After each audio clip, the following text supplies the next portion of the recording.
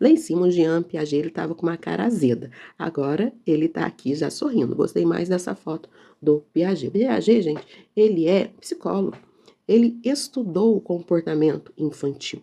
Ele não entrou numa sala de aula de quinto ano, depois do recreio, e viu a criançada fervendo. Não, tá? Mas o sujeito cai em concurso. Ele passou a sua vida inteira estudando criança, mas sem lidar diretamente com essas crianças em espaço coletivo, tá? Era mais consultório e mais a observação. Acredita que ele tinha tanto tempo na vida que ele ficava sentado na pracinha para ver como que as crianças se comportavam em grupo? Aí, nesse ambiente controlado que as mães estão, é muito fácil, né, Piaget? Vem para o quinto ano para ver. Vem para a sala de sexto ano depois do recreio, então. E Piaget, gente, ele vai nesse trabalho, tá? Lá na Suíça que ele fez. Ele começa a observar que as crianças têm um modo de aprender e que isso repete em outras crianças também. Começou a olhar uma, foi olhando a outra e a outra também. Então, ele começa a pensar o seguinte: epistemologia genética, guarda esta palavra, tá? Que as crianças, guarda muito essa palavra aqui, ó, epistemologia genética. Então, quando você ouvir Piaget, você vai ouvir genética, epistemologia genética. Por quê? Tá? Ele começa a pensar assim, porque ele vai começar a olhar que as crianças têm um amadurecimento natural, um desenvolvimento. É como uma fruta que amadurece, tá? Amadurece. Então pensa que as crianças para o Piaget é uma maçã. Ó, a maçãzinha do Piaget. Começa lá pequenininha e ela tem um tempo para tudo, tá bom? Então, esse pensamento sobre a criança passa aí por 4 estágios, desde o nascimento até a adolescência. Lógico que ele tem influência da psicanálise. Lógico, gente. Ele é o que? Psicólogo, tá bom? Então, olha só, o que que ele diz aqui pra gente? Que no período sensório-motor, que é do 0 aos 2 anos, essa criança, ela está conhecendo o mundo ao seu redor. Se ela está conhecendo, ela vai fazer alguns testes, tá? Esses testes são testes de aceitação, o que pode e o que não pode. Nesse momento, a criança, ela não tem uma regra, então ela está no período de anomia. Então, a anomia aqui é ausência de regras, tá bom? Porque o bebezinho, ele chora, a mãe da mamá, ele chora, a mãe da mamá, ele chora, a mãe da mamá. Então, o que que você está fazendo? Teste. Toda vez que eu chorar, alguém vai me dar alguma coisa de comer, tá bom?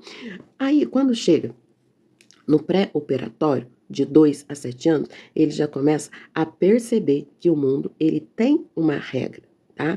Nesse perceber que o mundo tem uma regra, ele já começa a se entender que é possível que a vida dele fique mais fácil se ele cumprir a regra já estabelecida.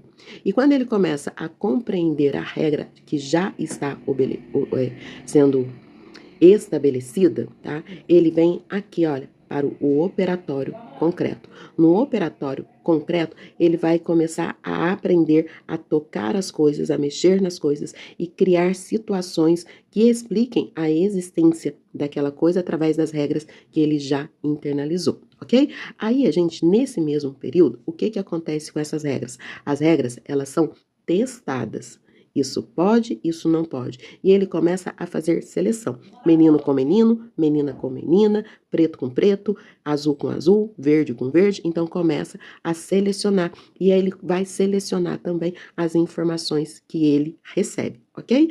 Depois, gente, a gente já vem para o operatório formal. Aqui a gente tem uma heteronomia. Ele já fez a experimentação da regra, agora ele começa a questionar se aquela regra vale para tudo. Então, aqui, olha, está os conceitos matemáticos abstratos, porque ele já vai começar a fazer os próprios testes. Então, a alfabetização dos 2 aos 7 anos, aos 11 anos, tá? Ela é de extrema necessidade que seja com material concreto, porque é no concreto que ele vai entender a regra, entender o funcionamento, por exemplo, da língua, da matemática, da história, das ciências e tudo mais, ok? Então tem que ter material concreto. Essa história de celular o tempo todo para as crianças não é concreto, é uma abstração que essa abstração está levando os sujeitos até 21 anos, aqui ainda dentro do operatório formal. Para aprender, existe dois processos: o processo de acomodação e o processo de assimilação. Tá? Nesse processo de acomodação, gente, é o jeito que eu recebo essa informação.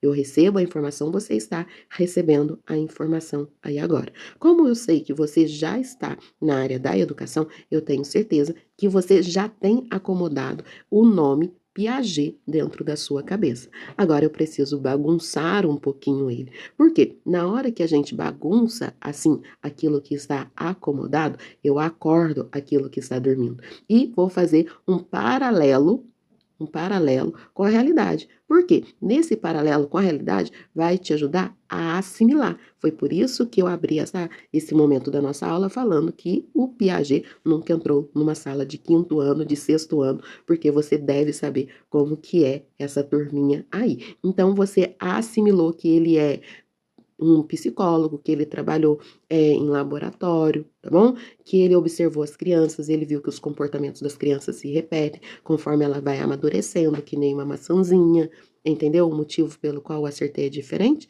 O que o senhor Piaget falou? Pensar é agir sobre um objeto para transformá-lo. Então, o que que ele está dizendo aqui? Que eu preciso tirar as coisas do lugar. Eu preciso pensar, eu preciso agir. Se eu estou pensando ou agindo, eu estou tocando, eu estou tirando isso tudo do lugar. Aquilo que estava acomodado vai ser mexido para transformar, para assimilar. O ideal da educação não é aprender ao máximo, nem e maximizar os resultados, mas é, antes de tudo, aprender e aprender a se desenvolver. Porque cerejinha aqui, ó, maçãzinha, laranjinha, ele encontra que o sujeito, ele está em formação, um desenvolvimento natural. E aí a gente volta lá para a LDB, que a aprendizagem, ela acontece ao longo da vida. E a escola, gente, ela é parte de tudo isso. Então a gente aprende e continua a desenvolver isso na escola. Ok? Então, esse é o Piaget, tá? A gente vai ter aula no cursinho mais aprofundado sobre o Piaget, mas aqui no nosso webinário é um conhecimento para você já começar a resolver as questões, tá? Então, aqui, olha, a sua tarefa agora. Tarefa. A sua tarefa agora, tá? Se você quiser parar o vídeo ou depois relendo a sua apostila, é fazer o seu resumo de tudo isso que está aqui, lembrando da minha voz na sua cabeça, explicando do Piaget sentadinho na praça, olhando as crianças brincarem, ok? Vamos para uma questão de concurso aqui. Tá?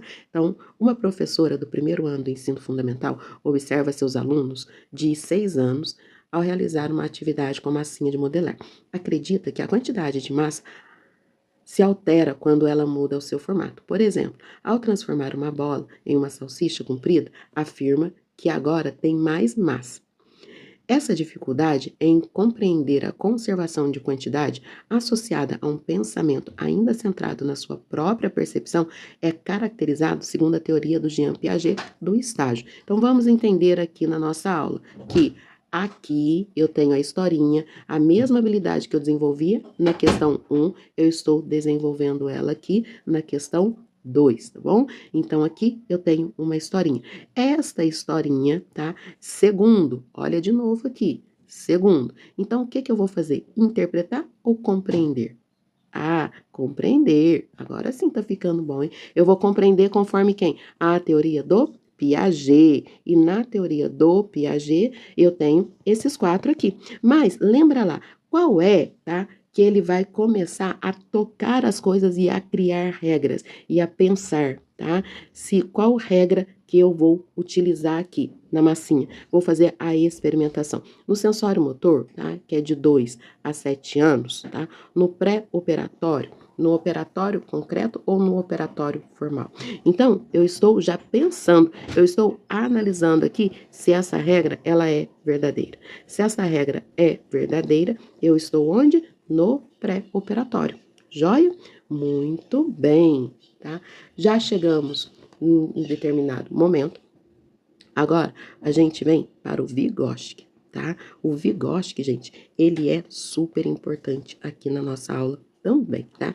Ele morreu cedo, graças a Deus, porque se tivesse morrido mais tarde, a gente ia ter que ter mais coisa para poder estudar para concurso público. Olha aqui, ele é de 96 e morreu em 34, tá? Então aqui está o Vygotsky. O Vygotsky, ele tem o seguinte, tá? Ele é bielorrusso, tá? Então, o que que aconteceu? Ele desenvolveu, provavelmente ele era superdotado, ele desenvolveu muitas teorias, muitas situações, problemas. Ele é aquele que vem falar pra gente da ZDP, a Zona Proximal de Desenvolvimento. Então, relembrando o Piaget ele diz o seguinte, existe dois processos, tá? O de assimilar e o de acomodar. Então, primeiro a gente acomoda, depois assimila, tá? Agora, como é que acontece o aprender, tá? Como é que eu vou pegar esse conhecimento que está acomodado? Gente, pensa aqui na quantidade de informações que a gente recebe todos os dias, tá? Ainda mais nessa época que as informações, elas são muito rápidas, estamos sendo atingidos toda hora que a gente liga o celular por milhares de informação. E tudo isso, ele fica guardado dentro da minha mente. É lógico que existe um processo natural de limpeza. Eu não vou guardar tudo aquilo que eu vi durante o dia, apenas aquilo que é importante. Inclusive, existem momentos melhores para estudar, tá bom?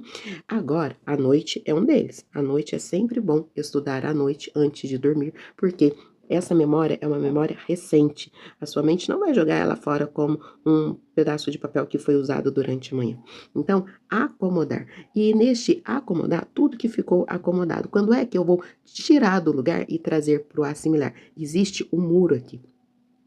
Esse muro, essa barreira entre acomodar e assimilar, de aprender, tá? De ver, ó, vou colocar aqui, ó, ver. De ver. Então, vamos colocar aqui, ó, de ver e aprender, tá? Aprender é mudar de postura. Existe um muro. Esse muro que existe aqui no meio desse caminho tem um nome, ZDP, Zona de Desenvolvimento Proximal. É quando a gente olha para uma coisa e fala assim, bem, não sei ainda o que é, mas você continua. De repente você fala assim, ah, então isso aconteceu porque aconteceu aquilo. Aí você conseguiu entender. No momento em que você não entendia, no momento em que você só via, tá? E não entendia, aqui ó, você tinha algumas perguntas, ok? Deixa eu apagar essa boquinha. Ó, você tinha algumas perguntas. A partir do momento em que você consegue compreender, você passou bem pela ZDP. Você saiu da zona proximal de desenvolvimento. Essa zona proximal de desenvolvimento, ela acontece, tá? No nível de desenvolvimento real. No real é mudar de postura. Mudei a minha postura. E aí, a gente tem uma capacidade natural para poder resolver os problemas sem ajuda. Se isso aconteceu, tá? Como é que eu posso mudar aqui? Qual é a tomada de ação, de decisão? É a ZPT. Então, isso daqui é sem ajuda. Ó, vou dar um exemplo prático para a gente fazer a assimilação e sair da zona proximal, da zona de desenvolvimento.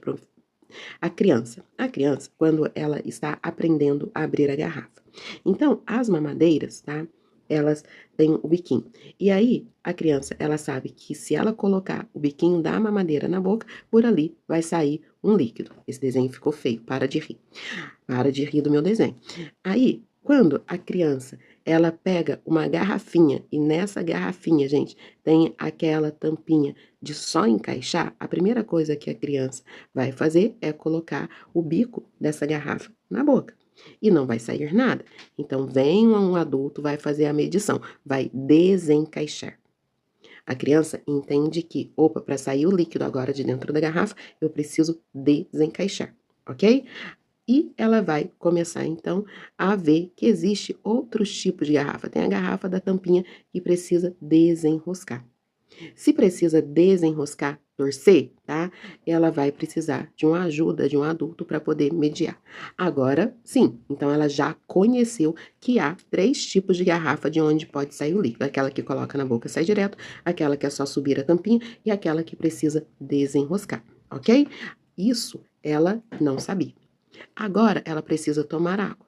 Então, ela vai pegar a garrafa e ela vai fazer teste. Espera aí, essa garrafa aqui, como que é o bico dela? Então, ela vai passar da zona proximal de desenvolvimento. Virou, não saiu, puxou, não saiu, então só pode ser de torcer. Viu como que começa a pensar, tá? Então, ele é o pensador que pensa sobre como as coisas acontecem. Esse é o Vygotsky. É uma troca de postura. Então, qual é o papel da escola nesse caso? O papel da escola é desenvolver mentalmente a criança, dando o que para essa criança? Possibilidades. E essas possibilidades, gente, é possibilidade de interação. Então, a pedagogia, tá? Interação. A pedagogia que ele acredita é uma pedagogia socio-interacionista. Interacionista. Escreve bonito aí. Escreve com uma letra bem bom. Que a criança sempre vai precisar de um adulto, vai sempre, ou de outra criança, para fazer a mediação, tá bom? Isso daqui é importante. E qual é a frase aqui dele pra gente? O saber não vem da experiência, não é realmente saber. Ele vai precisar ser o quê? Ensinado, escrito, feito, refeito, exercício e sempre vai precisar de alguém para compartilhar tudo isso. O caminho do objeto da criança passa por outra pessoa. Ok? Espero que você tenha aprendido e você vai ler aqui, olha, sobre o Vygotsky e a tarefa sua, você já sabe, é fazer a chuva de palavras, é resumir. Então, a questão aqui, primeira questão.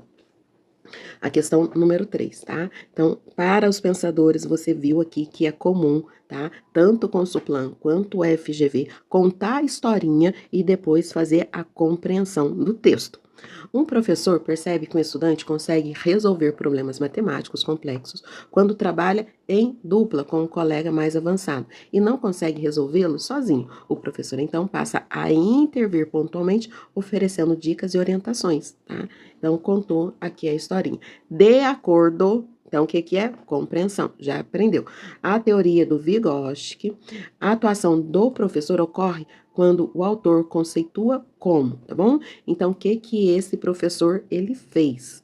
Ele fez o seguinte, ele ofereceu dicas que permite o aluno avançar. Essas dicas, lembra da história da garrafinha? Então, vamos responder aqui. Nível de desenvolvimento real, que representa a capacidade consolidada da autonomia. Não, gente, o professor deu dicas, a casca de banana aqui é consolidada, tá? A mediação simbólica, será que ele só explicou exclusivamente ao uso da linguagem escrita do aprendizado? Tá? Não, não é isso que ele quer, não. A zona proximal de desenvolvimento.